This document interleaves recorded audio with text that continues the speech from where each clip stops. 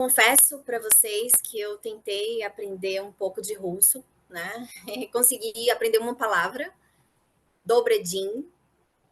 Espero que tenha pronunciado bem. Então, eu inicio, né, esse webinar dando uma boa tarde para vocês. E como já foi dito, né, eu sou a Aline de Queiroz, eu sou brasileira, sou baiana, residente na cidade de Salvador. Tenho uma graduação em arquitetura e urbanismo, né, pela Universidade Federal da Bahia. Sou especialista em construções sustentáveis, né, pela Universidade de São Paulo.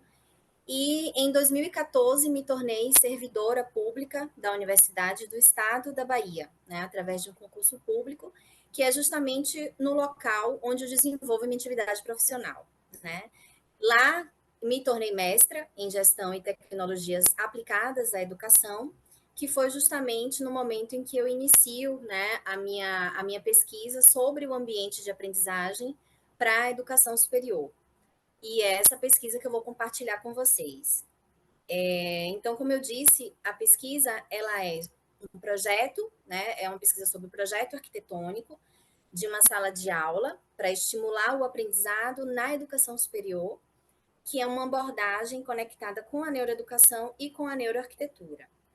Então, primeiramente, eu queria agradecer, né, o convite da Academia Internacional de Ciências, né, para participar desse evento. Para mim é uma honra poder compartilhar minhas pesquisas para uma plateia, né, fisicamente tão distante, mas que para mim me traz muita motivação e muita empolgação em continuar seguindo nos meus processos. Então, como eu disse para vocês, né, eu estou já há 9 anos na Universidade do Estado da Bahia. Eu acho importante colocar um pouco, explicar para vocês, né, esse meu contexto, para que vocês entendam como que eu cheguei, né, nessa ideação, né, nessa vontade de desenvolver um ambiente de aprendizagem diferente, né? Então, dentro desses meus anos dentro na universidade, projetando ambientes, fazendo reforma, né, construções para a estrutura da Universidade do Estado da Bahia, eu me percebi, né, muito focada em desenvolver projetos numa linha de conforto, né, projetos que acabavam traduzindo práticas educativas mais tradicionais, né. Foi então que, em um certo momento, eu tive o contato com um professor da universidade que me solicitou um projeto mais inovador, ou seja, ele tinha uma prática educativa mais inovadora, né? E isso acabou sendo refletido, né, na minha prática profissional. E aí eu começo a repensar esses espaços, né? Começo a repensar esses espaços justamente tendo essa oportunidade de refletir, né, o ambiente da sala de aula universitária e começar a entender que bases são essas, né, que podem sustentar essa concepção de uma arquitetura que possa amadurecer, né, esse novo caminho para chegar no que seria, né, a arquitetura educacional contemporânea, já pensada a partir desse contexto social atual, cultural, tecnológico, que vai submergindo, né, novas teorias, novos princípios, novas diretrizes, novas estratégias arquitetônicas. Só que a gente, para iniciar, né, para que eu possa iniciar um processo de projeto arquitetônico, a gente precisa entender o contexto, né, esse contexto que a gente está vivendo. E muitas são as características que influenciam no projeto arquitetônico, né? Então, como são, né, desenvolvidas as atividades, né, e as relações das pessoas dentro desse ambiente, né, e como se comportam, né, diante de tantas variáveis que acabam influenciando, né, nesses processos.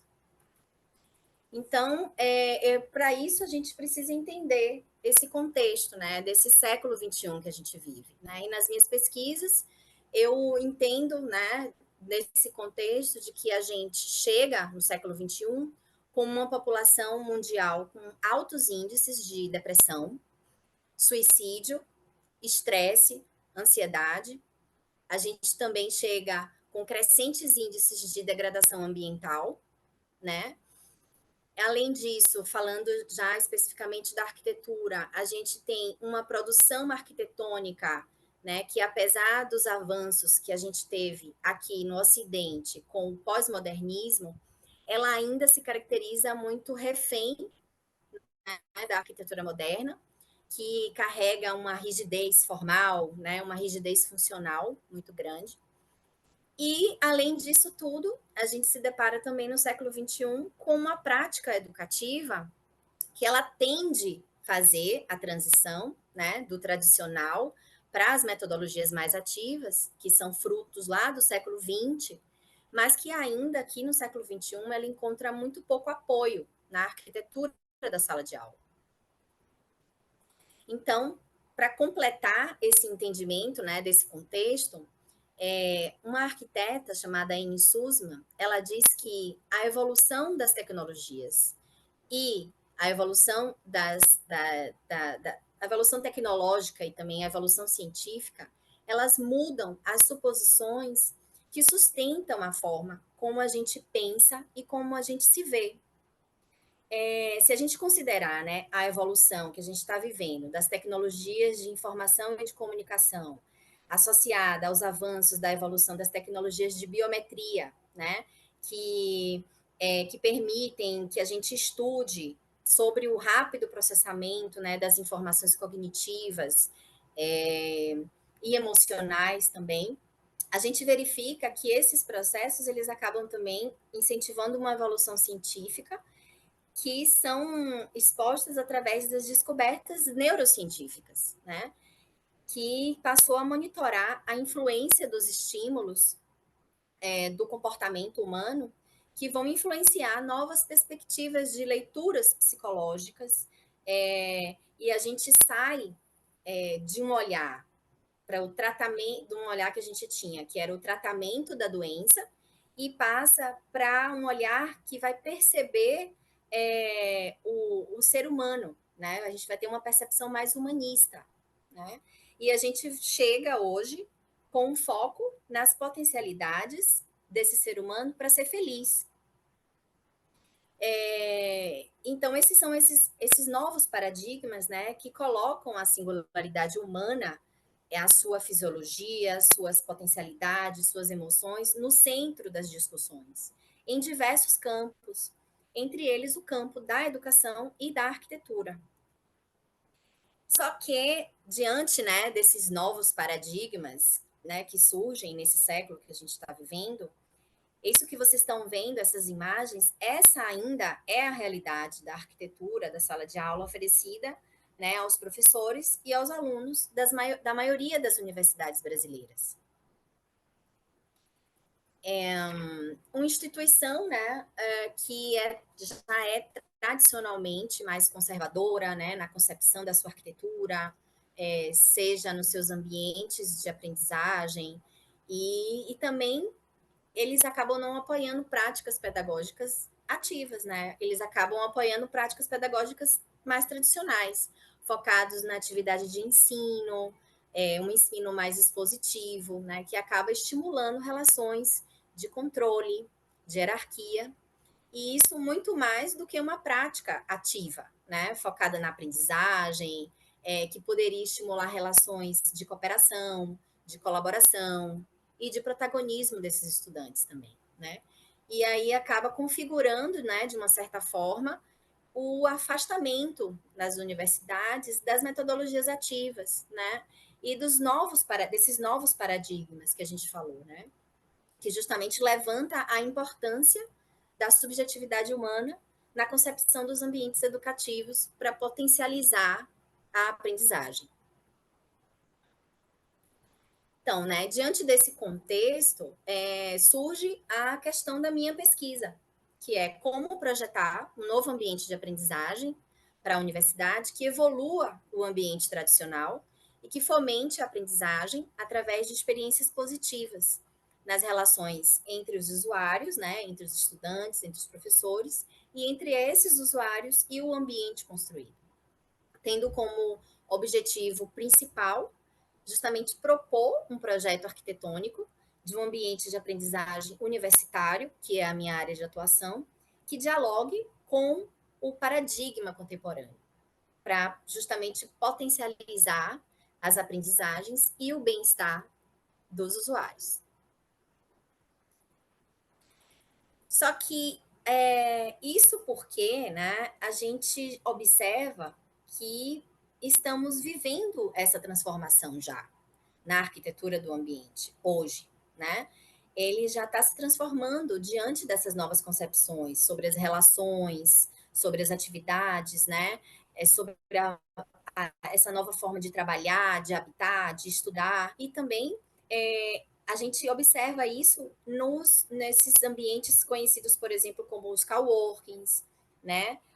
Na própria arquitetura pós-moderna, a gente, né, como a gente vê aí a foto da Ópera de Sydney, a gente observa já uma flexibilização, né, da forma arquitetônica que busca incorporar mais curvas associadas à natureza, à sua volumetria, né, buscando aguçar essa sensação de sentido, né, de estabelecer um sentimento a partir da sua volumetria.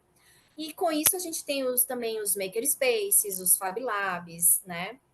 E eles são ambientes característicos, né, para uma construção, né, que envolve criação e inovação, né? Então, esses ambientes, eles já existem, né? Então, repensar a arquitetura educativa é incorporar e oportunizar a comunidade universitária a experimentar um ambiente concebido a partir dessas novas perspectivas, para justamente estimular essa transformação e potencializar os processos educativos. Então, é oportunizar aos estudantes, professores, toda a comunidade universitária a vivenciar esses espaços que já estão funcionando, que já existem, só que não especificamente no contexto educativo. Só que para isso, a gente precisa construir uma base de conhecimento, né? A gente não pode transformar do nada, né? A gente precisa construir uma base de conhecimento que seja sólida para poder incentivar essa transformação. Então, dentro do meu processo, né, essa base de conhecimento, ela se inicia mesmo, né, do entendimento da evolução desses ambientes de aprendizagem, né, onde eu faço uma retrospectiva, né, desde os tempos dos primórdios das civilizações, né, e vou pelo Egito, pela Grécia, por Roma, até entender o processo de construção desse ambiente de aprendizagem que a gente tem hoje no Brasil, né. Então, entendendo um pouco sobre, especificamente, a evolução desses ambientes de aprendizagem da educação superior no Brasil, o Brasil, ele somente começa a vivenciar, né, as primeiras instituições educativas com a implantação das escolas jesuíticas, lá no século XVI. E depois, né, com os colégios tutelados, que são construídos, né, utilizando o modelo de sala de aula coletivo, modelo que foi aprimorado, né, por Lancaster no século XIX. Então, aqui no Brasil, com a saída dos jesuítas, esses colégios, esses conventos, eles vão começar a abrigar as primeiras escolas de ensino superior. Escolas que tinham um caráter mais militar e um caráter profissionalizante. E esses ambientes, eles passam a ser subdivididos e reproduzir esse modelo de sala de aula simultâneo de Lancaster, lá do século XIX.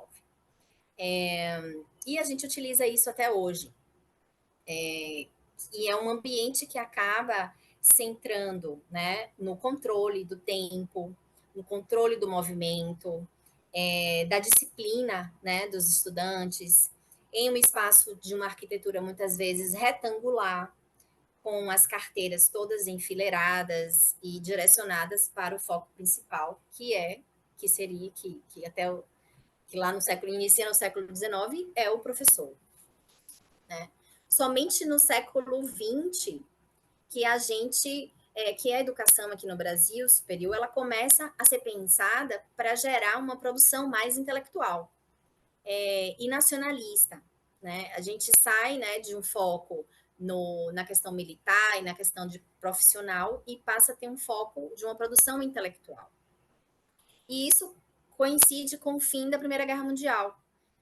E por isso eu entendo que as devastações todas, elas acabam impulsionando essas transformações, né, sociais, culturais e industriais em todo o mundo. E isso aconteceu aqui e repercutiu justamente no surgimento dessas novas concepções arquitetônicas, né? E também novas práticas educativas que vão chegar ao Brasil em um período que já estava, era um período de grande desenvolvimento, que passa a absorver, né, o referencial da arquitetura moderna, né, em alguns edifícios, como vocês podem ver nas últimas duas, a última foto na parte de cima, é uma característica da absorção, né, dessa nova arquitetura já moderna, nos edifícios universitários, no caso aí a Escola Politécnica da Universidade Federal da Bahia, e aí também absorve novas práticas pedagógicas ativas, né, que surgem a partir de teóricos como John Dewey e William Kirkpatrick, que influenciam educadores brasileiros como Anísio Teixeira, Lourenço Filho, a criarem um movimento conhecido como a Escola Nova, que tinha justamente o intuito de implementar no Instituto de Educação do Rio de Janeiro, que era uma escola de ensino superior na área de pedagogia, e é justamente implementar esse novo olhar, né, que conseguisse contrapor o ensino tradicional. E aí a gente vê, mais ou menos aqui tem algumas imagens, né, do que seria essa estrutura, né, olhar mais moderno das construções, e aqui do lado direito a gente tem esse instituto, né, do Instituto de Pedagogia, com essa escola nova, né, e eu queria chamar a atenção, queria registrar, né, dar um foco nas universidades públicas do meu estado, né? Eu queria destacar o surgimento da Universidade do Estado da Bahia, que é onde eu trabalho. Ela é inaugurada em 1986. E também queria trazer para vocês um referencial, que é a Universidade Federal do Sul da Bahia, que ela foi construída em 2014. Elas são concebidas a partir de um movimento, né, político de, de direcionar o ensino superior para o interior, né? Porque a gente tinha uma centralidade do ensino superior na capital, e essas duas universidades elas surgem para poder deslocar esse ensino superior e ampliar as possibilidades de atendimento para o interior do estado. E a partir daí, a UNEB, por exemplo, aqui na capital, ela é concebida em uma estrutura arquitetônica que ela já era existente, né? Então, a UNEB ela já nasce numa estrutura que já é mais tradicional. Já a Universidade Federal do Sul da Bahia, ela é construída, né? Ela é projetada, a arquitetura do zero, do início, e aí ela já consegue incorporar como diretriz de projeto arquitetônico o bem-estar desses usuários, né? E também práticas pedagógicas mais inovadoras. E isso transforma o projeto, transforma o desenho, né? E acaba sendo implementado ambientes de aprendizagem que obrigatoriamente eles rompem com o padrão tradicional, né? E que passa a ser um referencial para a minha pesquisa. Então, é uma arquitetura que ela é quase que impossível você dar uma aula tradicional numa arquitetura dessa, né? E para construir, né, esse referencial, essa construção, né, da base teórica do projeto, uma das diretrizes é justamente a gente buscar os referenciais de projeto que existem, né? Então, um dos referenciais que eu queria mostrar para vocês, que entrou como um referencial de modelo para o meu projeto, esse projeto do futuro Classroom Lab, que é um projeto em Portugal, que é voltado para o ensino médio, né? Mas que traz uma concepção muito interessante de espaço. E ele modula o ambiente, né? O ambiente educativo em 6 espaços diferentes. E ele chama esses espaços de ambientes de aprendizagem. Ele direciona, ele cria o ambiente de criar, para criar, o ambiente para partilhar, o ambiente para investigar, o ambiente para apresentar, o ambiente para interagir e o ambiente para desenvolver. Eu identifiquei, né, analisando esse projeto, que ele se conecta muito com uma teoria de David Tonenberg, que fala sobre as diferentes aprendizagens. Então, é a prática pedagógica, né, é o entendimento, né, dos processos de aprendizagem, aplicado ao ambiente de aprendizagem, à arquitetura, né? E isso se conecta muito com essas descobertas neurocientíficas da década de 90, né, que acabam originando as teorias que vocês provavelmente conhecem, que são as teorias das inteligências múltiplas de Gardner, né, que vai depois fazer parte, compor toda a estrutura, né, dos princípios das teorias da neuroeducação. Outro projeto que eu utilizei como referência foi essa escola, né, o Orested Gymnasium, que ele fica na Dinamarca, também voltado para o ensino superior, ou desculpa, ela também é voltada para o ensino médio, né? Por ser um projeto que propõe a ruptura das paredes, permitindo a expansão da aprendizagem para ambientes abertos, né? Conhecidos como que eles denominam, né, os Open Learning Spaces, e que acabam estimulando essa conexão, essa visibilidade entre os usuários. Mais um projeto, né, que, ao meu ver, muito diferenciado, e esse realmente rompe, né, com o paradigma da educação tradicional, é o École 42.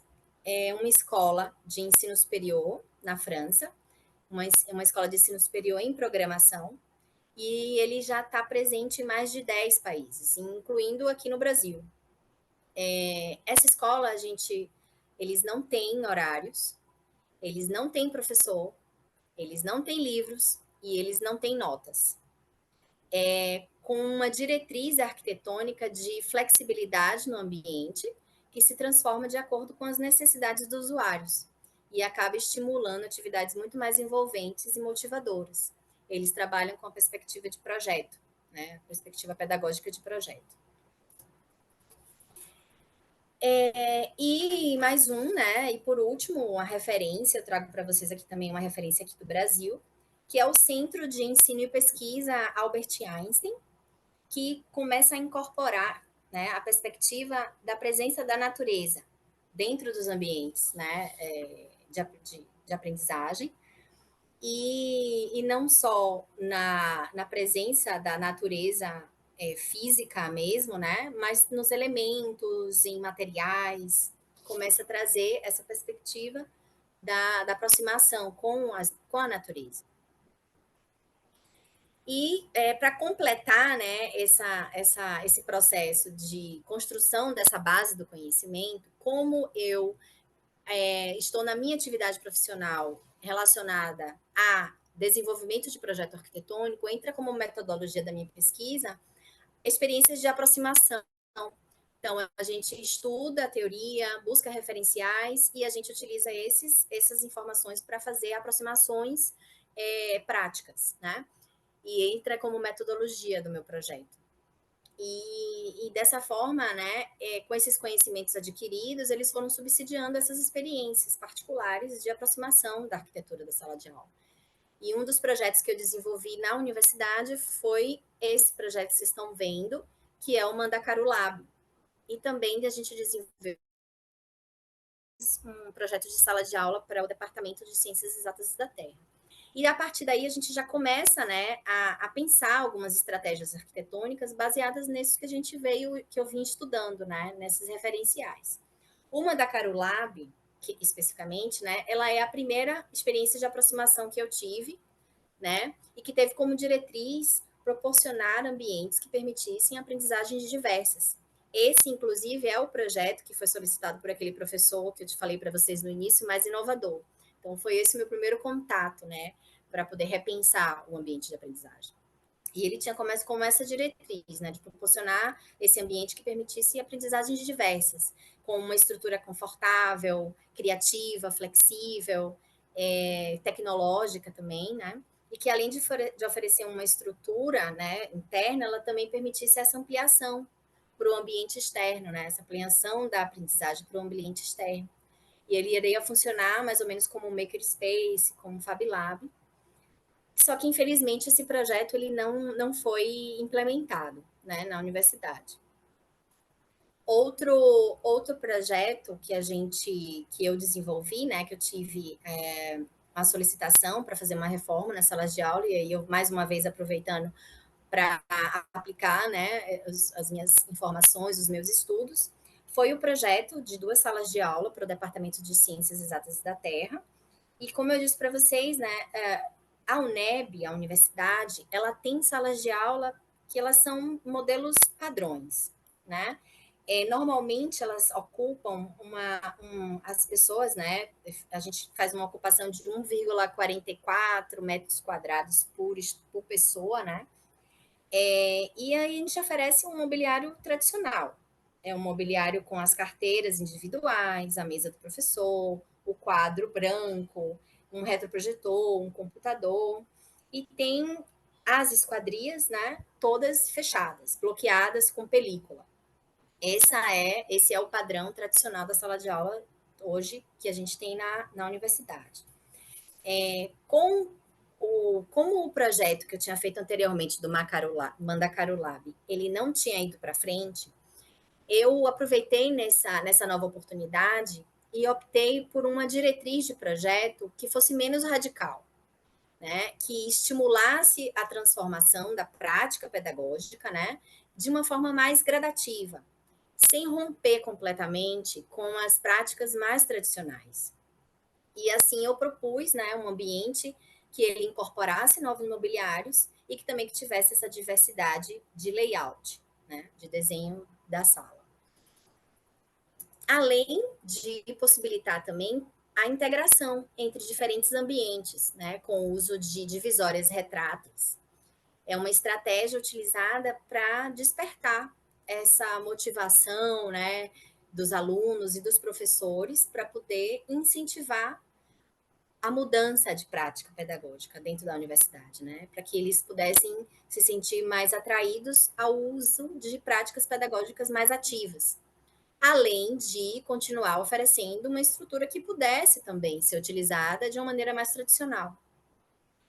Só que, infelizmente, novamente, esse projeto ele não foi para frente e eu fui buscar novas referências teóricas que complementassem e sustentassem essa base do conhecimento e sustentassem essa transformação do ambiente, né, da universidade que eu estava atuando, né. Foi então que eu me aprofundei nos estudos da teoria da neuroeducação e da neuroarquitetura. Então, né, essas teorias, elas surgem, né, das ciências cognitivas, do campo específico na neurociência, né, que somada às perspectivas da psicologia positiva, elas migram para a arquitetura, passando pela psicologia do ambiente, e migram para a área da educação, passando pela psicologia educativa e pela pedagogia, né?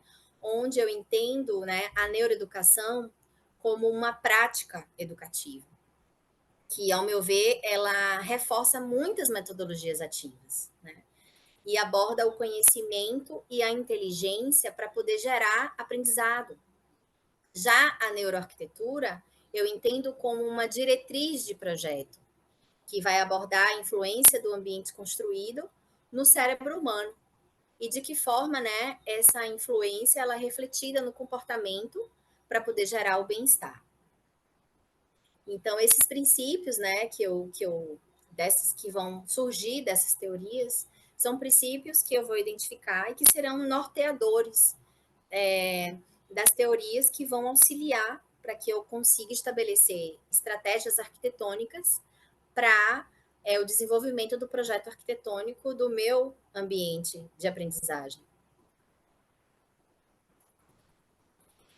Então, falando um pouco, né, da neuroeducação e trazendo para vocês os princípios que eu identifiquei, que utilizei, a neuroeducação ou a neuropsicologia educacional aplicada, ela tem o objetivo de entender como os humanos aprendem melhor para determinar como eles devem ser melhor ensinados, né? E assim maximizar o potencial da aprendizagem e observando a aprendizagem a partir da captação de informações neurais e comportamentais também, que vão gerando princípios que vão norteando as práticas pedagógicas.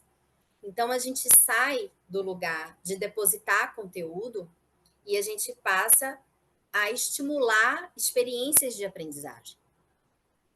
Para levantar esses princípios da neuroeducação, eu utilizei o trabalho da pesquisadora Tokuama Espinosa, onde ela lista 36 princípios da neuroeducação, sendo 14 relativos ao aprendiz individualmente, né, que aborda aspectos emocionais, que acabam interferindo nos processos de ensino e aprendizagem, e 22 princípios aplicáveis a todos os alunos. Só que esses princípios, na minha pesquisa, eu agrupei de maneira a juntar conotações semelhantes, né? E com isso eu crio 7 grupos de princípios para poder daí definir as minhas diretrizes arquitetônicas, né? Entendendo que uma diretriz arquitetônica ela pode atender a vários princípios. Né? E daí a gente tem o primeiro grupo, por exemplo, de princípios. Eu vou colocar para vocês os princípios, né, da neuroeducação a partir de Takayama Spinoza. Os alunos, eles aprendem melhor quando estão altamente motivados do que quando eles não têm motivação. O cérebro, eles são considerados plásticos e eles continuam a se desenvolver ao longo da vida. Diferenciação nas práticas de sala de aula, elas são justificadas pelas diferentes inteligências dos alunos. E daí a gente observa a teoria das inteligências múltiplas de Gardner. Estilo de aprendizagem, preferências cognitivas, elas são devido à estrutura única do cérebro de cada indivíduo. Cada indivíduo é único e o cérebro também é único. Cada cérebro, ele é organizado de maneira única. E ele é um sistema complexo, dinâmico e em modificação diária, pelas experiências. Aprendizado é baseado em parte na habilidade do cérebro de se autocorrigir e aprender pela experiência através da análise de dados e de autorreflexão. Aprendizado é baseado em parte também sobre ele processa partes e também ele processa o todo. Ele é um processador paralelo e trabalha de maneira conjunta. Os cérebros, eles são projetados muito mais para flutuações do que para atenção constante. A aprendizagem envolve tanto atenção focada quanto percepção periférica. A aprendizagem é desenvolvimental. A aprendizagem é processo. Diferentes sistemas de memória, memórias de curto prazo, de trabalho, de longo prazo, memórias emocionais, espacial e memórias de hábito, elas trazem diferentes formas de aprender. Informações novas, elas são arquivadas em áreas do cérebro que podem ser evocadas através de diferentes rotas de acesso. E o cérebro, ele recorda melhor, né, quando os fatos e as habilidades, elas são integradas a um contexto real. A Spinoza, ela fala, né, que memória mais atenção é aprendizado, é igual a aprendizado. Né? Um segundo grupo que eu fiz, né, a partir dos princípios da teoria da neuroeducação, ele traz o cérebro, ele é social e cresce na interação, tanto quanto na reflexão pessoal. Movimento potencializa o aprendizado. Princípios, né, baseados em estudos sobre a aprendizagem ativa, eles apontam que o movimento do aluno dentro do ambiente de aprendizagem, ele favorece a oxigenação do cérebro, né? E por isso aumenta os períodos de atenção e de retenção. Um corpo que está inativo, ele demanda menos oxigênio no cérebro. E por isso os alunos ficam sonolentos, né? Então, isso é muito importante, né, para os processos. A privação de sono afeta a cognição, porque ele compromete a capacidade de plasticidade do cérebro. A nutrição também vai impactar nos processos de aprendizagem, influenciando nessa química do funcionamento adequado do corpo, né? E vai influenciar diretamente os processos de aprendizagem, já que influencia o corpo. o tom de voz de outras pessoas, ela é rapidamente julgado no cérebro como ameaçador ou não ameaçador, determinando, né, que existe uma zona cerebral que processa esse estímulo, né? E então, se a gente entende que a resposta do cérebro para um som, né, para um tom de voz, se ela for de defesa, isso possivelmente vai atrapalhar nos processos de aprendizagem. Eles ficarão comprometidos. Outro princípio é que a face das pessoas, elas são julgadas quase que instantaneamente, como com intenções boas ou intenções más, né? É o mesmo princípio do tom de voz, né? O cérebro está programado para buscar rostos, né, nas coisas. Então, ele vai, a partir disso, regulando as suas próprias emoções. Então, quando a gente vê um rosto, a gente regula nossas emoções. E por isso, também influencia nos processos de aprendizagem. E, além disso, a importância do feedback, né? De você ter a resposta daquilo que você está fazendo. Você manter esse processo de feedback nos processos de aprendizagem também é um princípio da neuroeducação.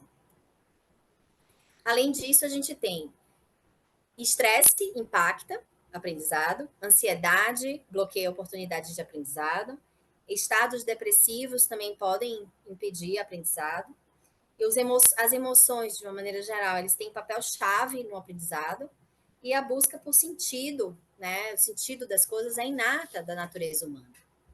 E ele busca, e esse sentido, né, buscar o sentido, a gente faz isso através de padronizações cerebrais. E as emoções, quando elas não são boas, né, quando são emoções ruins, acaba comprometendo a percepção desses padrões, né, a detectar esses padrões.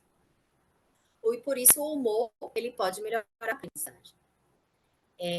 Porque a aprendizagem ela sempre envolve processos conscientes e inconscientes e recruta a fisiologia completa do corpo, né? O corpo, ele impacta o cérebro e o cérebro controla o corpo. Falando agora um pouco de neuroarquitetura, né? Já especificamente da minha área, eu tive que estudar as teorias da neuroeducação para poder somar, né, ao meu caminho dentro da arquitetura. A neuroarquitetura ela já aplica, né, os conhecimentos da neurociência à relação entre o ambiente construído e os usuários, né, buscando entender como o cérebro se comporta de maneira consciente e inconsciente quando expostos a estímulos do ambiente construído, né, que pode sugerir estratégias de design que vão estimular o bem-estar. É uma teoria que foca, né, assim como a teoria da neuroeducação, ela foca no inconsciente. Pensamento intuitivo, percepção holística, pensamento emocional, não verbal, impulsivo, criativo, que vai deslocando a arquitetura, né, do funcionalismo, né, da arquitetura moderna para a subjetividade humana, que uma situação importante, né, para a gente olhar nesse novo século.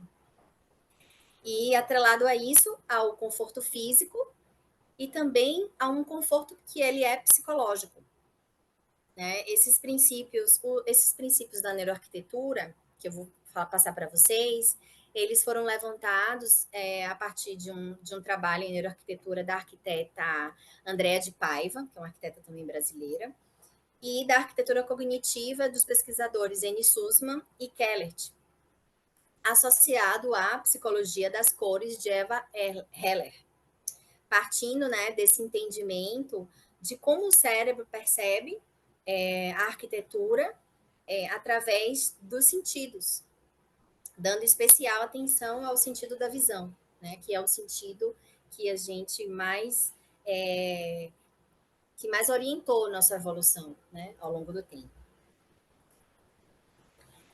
Então, relacionando, né, os princípios da neuroarquitetura aplicada, né, do ambiente de aprendizagem, a gente inicia com um princípio da neuroarquitetura de que bordas importam, né? E isso a gente já consegue perceber que a organização da sala de aula tradicional, ele foge desse princípio, né?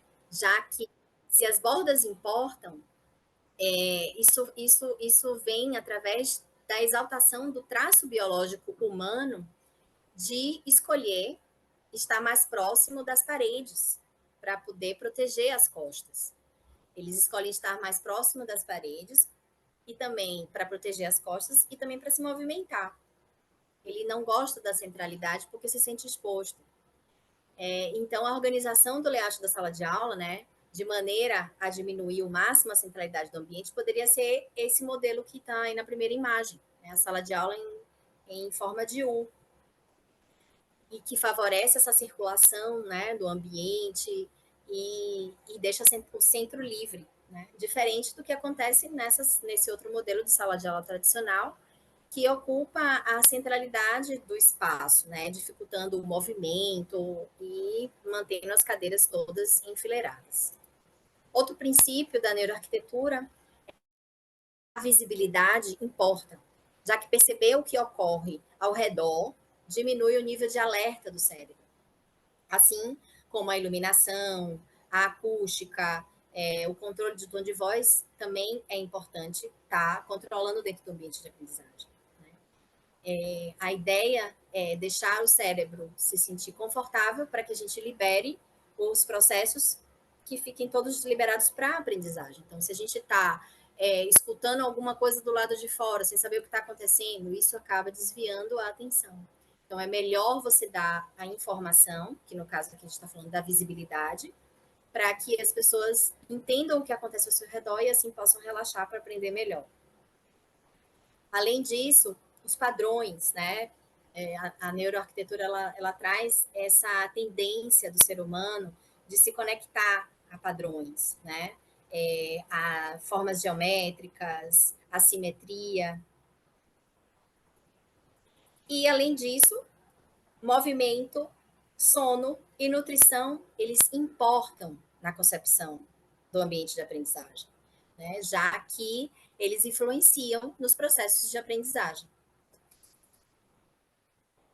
Além disso, as formas, elas carregam peso, reconhecendo que os seres humanos, eles são programados para preferirem proporções, retângulos, simetrias bilaterais, como acontece com o nosso rosto, curvas e também modelos mais simplificados de fractal, né?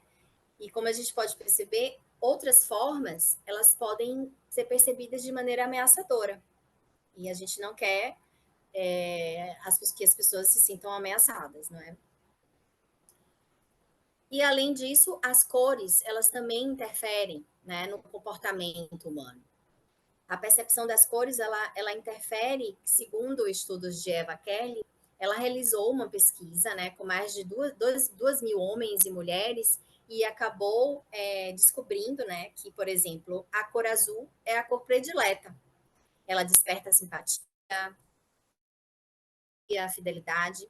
A cor amarela, ela remete ao otimismo, à recreação. A cor laranja, ela também está associada, né, a comportamentos mais recreativos, mas ela já traz um quê de introspecção. E a cor verde, ela está relacionada à percepção de esperança, né, de tranquilidade. E outro ponto, né, importante na neuroarquitetura é contar a história é fundamental. É o famoso storytelling, né? Que vai demonstrando a particularidade do circuito neural humano em criar narrativas. A gente precisa criar narrativas para se conectar. E, a partir delas, eles vai se envolvendo com as outras pessoas e com os lugares e com o ambiente, criando uma identidade de territorialidade, né?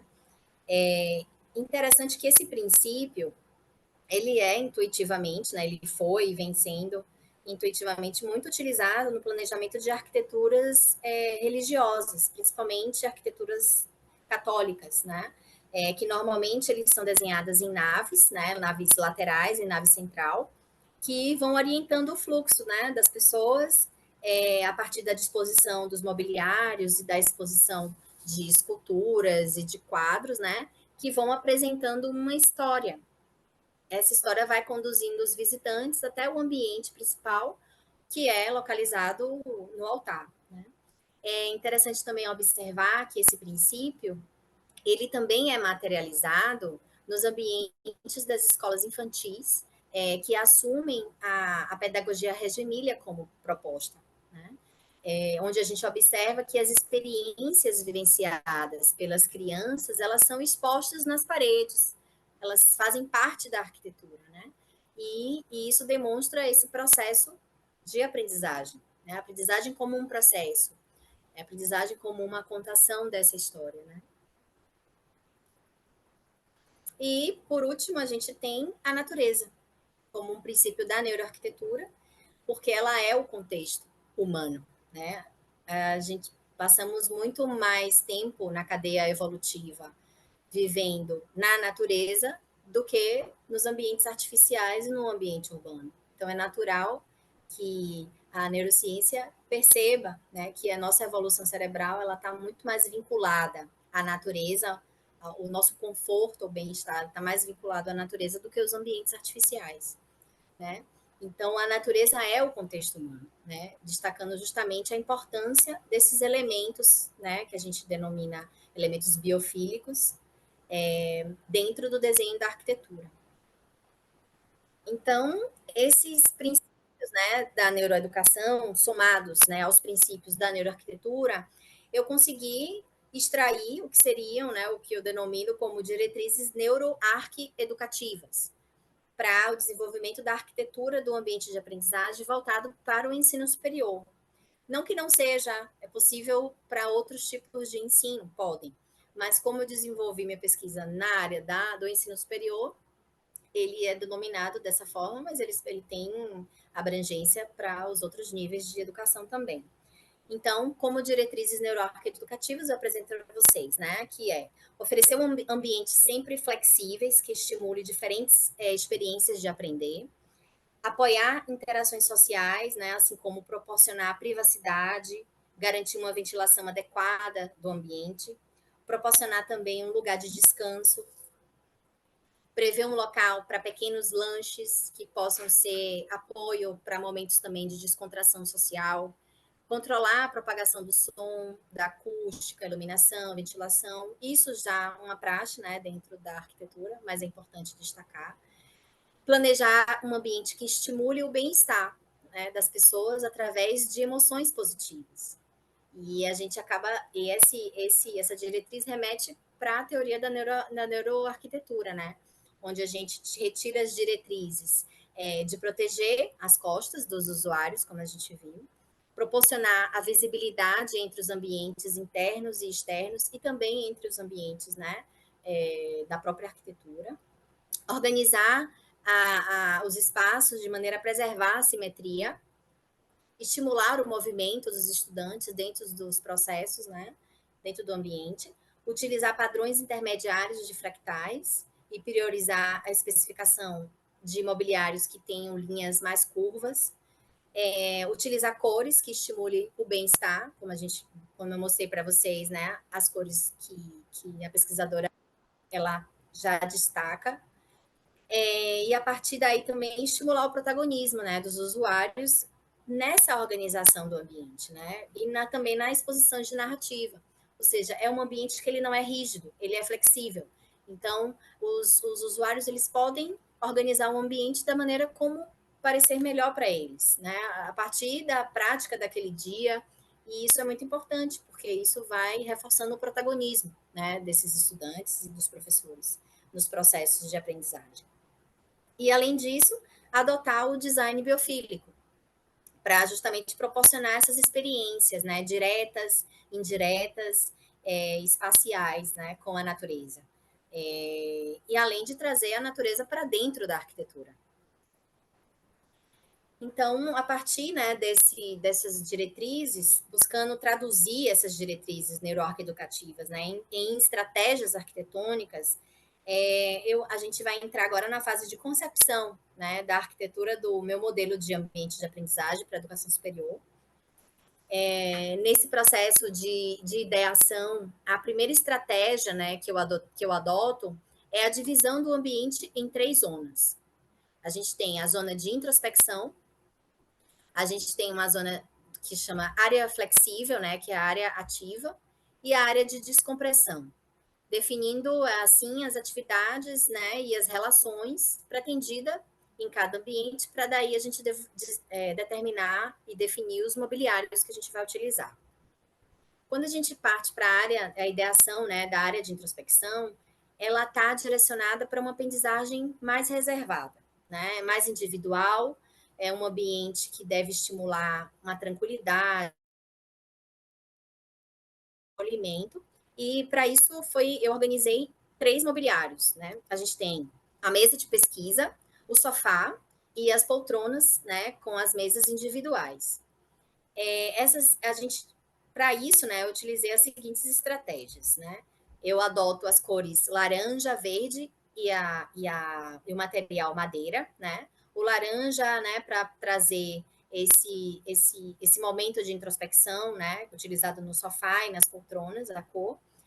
Os tons de verde e madeira remetendo a essa conexão biofílica com a natureza para estimular a tranquilidade.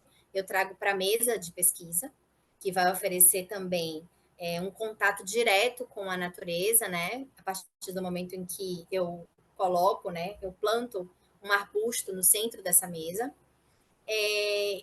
sendo que é priorizado, né, na determinação dessa zona, que eles fiquem mais localizados próximo às esquadrias, né? E o mobiliário individual está mais localizado próximo das paredes, protegendo as bordas, né?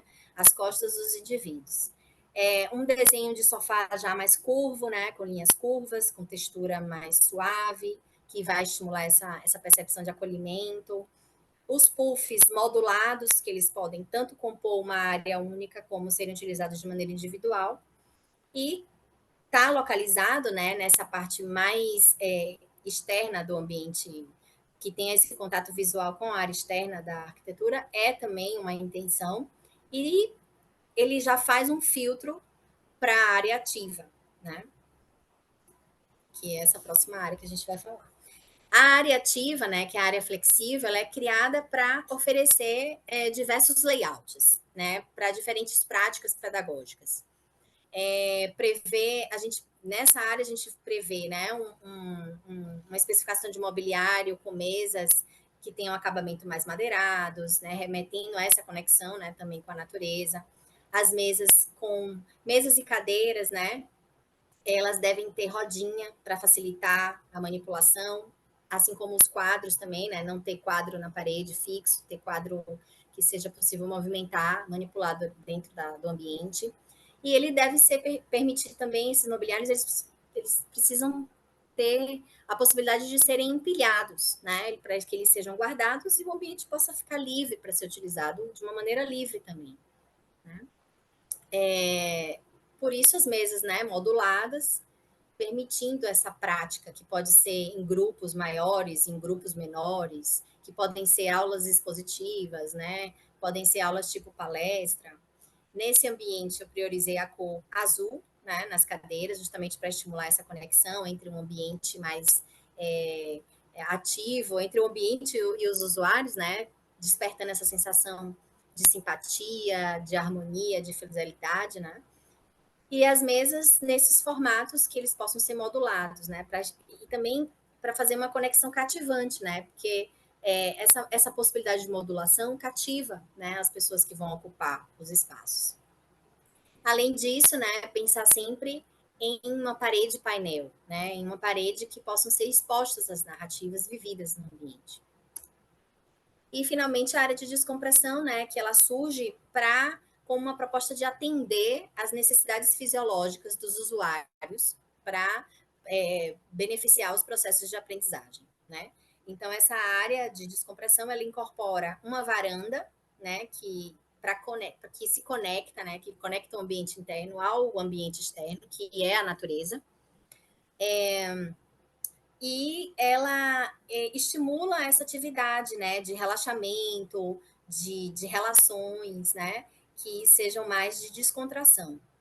Para isso, as estratégias, né, que eu fui estabelecendo, né, para a disposição dos mobiliários, a gente colocou um balcão de copa, né, que é justamente a parte de que vai favorecer, né, a parte de nutrição, uma rede de descanso. Eu não sei se vocês conhecem a nossa famosa rede, né, que é a herança dos nossos povos indígenas, muito utilizado aqui na Bahia, principalmente, que é um mobiliário, né, que é uma possibilidade de descanso dentro dos ambientes educativos. E esse lounge também externo, né, onde as pessoas possam estar vivenciando esses processos mais sociais. Então, a partir daí, né, essa configuração, né, essa relação do dimensionamento, né, dessa área útil do ambiente que a gente propôs, ela sai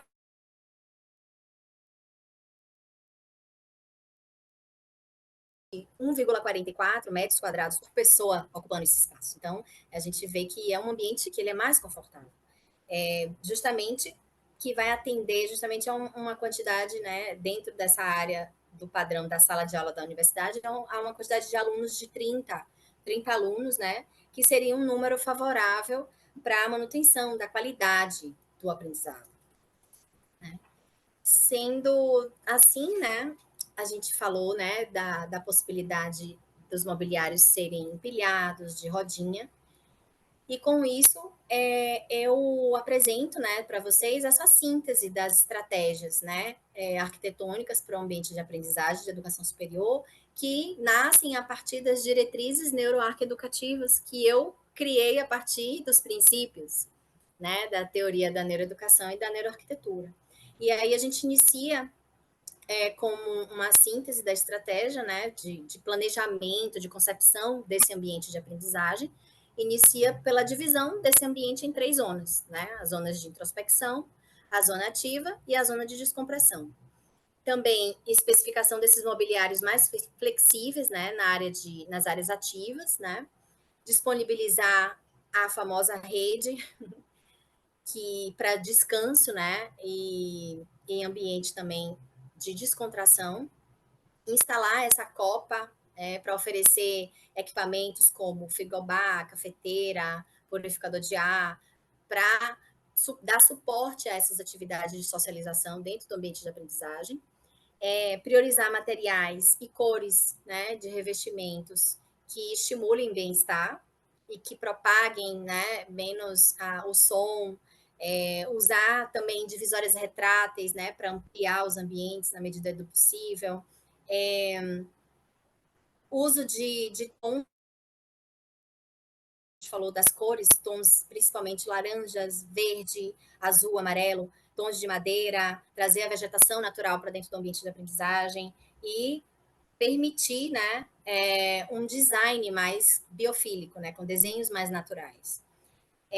Aumentar a área útil, né, por pessoa para 2 metros quadrados, permitindo essa circulação e acessibilidade maior aos ambientes. E as poltronas, né, que seriam para as atividades mais individuais, colocar elas no cantinho, protegendo as costas dos usuários, né? Esses seriam os mobiliários, né, da zona ativa e das zonas de introspecção e de descompressão, tentando favorecer uma organização simétrica desses materiais, né? E, de acordo, né, com essas estratégias que eu apresentei para vocês, eu desenvolvi o projeto arquitetônico, né, do ambiente de aprendizagem para a educação superior. Eles em 2D e também em 3D, né, do projeto arquitetônico, que eu denomino mais, e que representa o resultado formal dessa pesquisa que eu fiz, né? E que buscou soluções espaciais que priorizassem apoiar essas diversas práticas, né, educativas e sensações positivas também para dentro, que pudesse trazer essas sensações, essas práticas para dentro do ambiente de aprendizagem, né? Dessa forma, a gente tem esses 2 layouts, né, da área de grupo, que são grupos de 6 e grupos de 12, né? Essa seria o layout da área ativa, né? A gente vê aqui embaixo a área de introspecção e mais em cima a área de descompressão conectada com a área verde. essa estratégia de uso, né, de divisórias retráteis, ela possibilita a ampliação, né, do ambiente. E aí ela a gente pode integrar duas salas ou mais, né? Além de incorporar a circulação, né, entre as salas, como uma área de transição que, né, somada às possibilidades de ampliar a varanda como área de convivência externa, que possa ser acessada também pela circulação. E aí a gente amplia a configuração do espaço, né, que pode ser utilizado para diversas práticas, né, educativas. E aí, para vocês entenderem melhor a proposta, eu fiz um projetinho, um desenho em 3D, do que seria, né, o ambiente, desse modelo de ambiente de aprendizagem para a educação superior, onde a gente pode observar essas estratégias, né, arquitetônicas que foram adotadas. Então, assim, né, eu fico pensando, né, uma resposta, né, para a minha questão de pesquisa, que foi, eu inicio, né, me perguntando como projetar um novo ambiente de aprendizagem para a Universidade do Estado da Bahia que evolua o ambiente tradicional, né, e que fomente as aprendizagens através de experiências positivas, né, nas relações entre os usuários e entre esses usuários e o ambiente.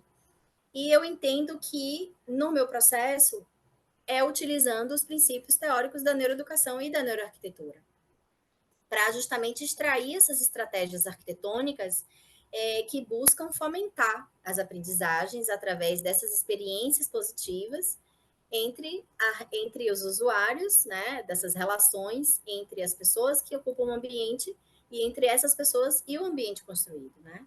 E a teoria da neuroeducação e a teoria da neuroarquitetura, elas foram fundamentais, né, justamente por oferecerem esses princípios, né, científicos que buscam que eles puderam ser traduzidos em estratégias arquitetônicas, né? E aí possibilitou a concepção desse meu modelo. E a minha expectativa, né, agora é justamente continuar a pesquisa, né, implementar um modelo de